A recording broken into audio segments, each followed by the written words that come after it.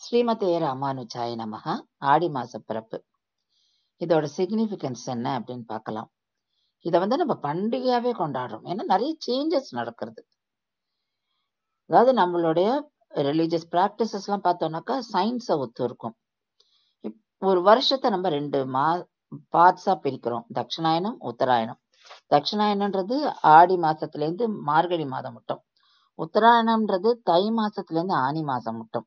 இப்ப இந்த தட்சிணாயன காலத்துல the movement of the sun is from Cancer zodiac to Capricorn zodiac.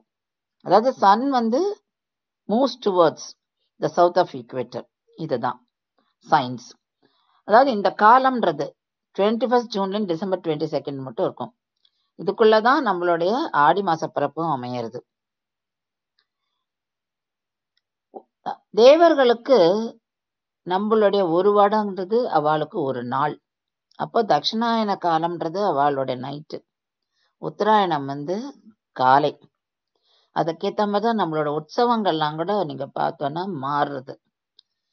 இப்போ மோஸ்ட் ஆஃப் த உற்சவம் பண்டிகைகள்லாம் பார்த்தோன்னாக்கா இந்த பீரியட்ல தான் நடக்கும். சில ஸ்ரீ வைஷ்ணவ கோவில்ல 2 வாசல்கள் உண்டு. எஸ்பெஷலி கும்பகோணத்துல சாரங்கபாணி கோவிலும் திருவள்ளரையிலும் நம்ம உத்தராயண வாசல், தட்சிணாயன வாசல் தனித்தனி உண்டு.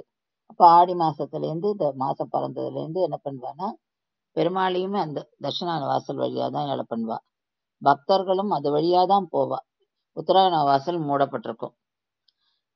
ஸோ இந்த பிராக்டிஸ் இன்னைக்கும் நம்ம இந்த கோவில்கள் எல்லாம் பார்க்கலாம். இதெல்லாம் நமக்கு ரொம்ப ஆச்சரியத்தை கொடுக்கும். ஸ்ரீமதே ராமானுஜாய நமஹ.